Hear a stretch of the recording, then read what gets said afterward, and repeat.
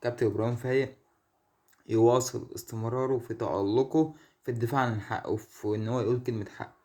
شابوه كابتن ابراهيم.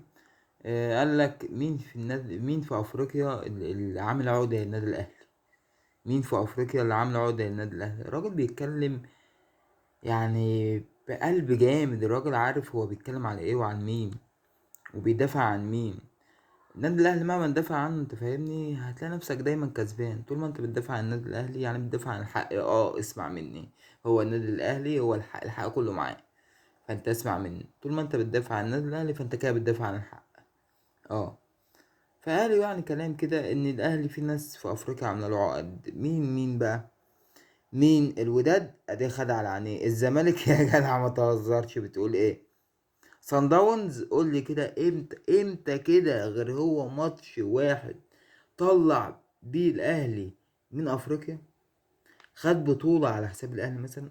كسب الاهلي مرتين بالخمسة. ايه يعني؟ ايه اللي حصل؟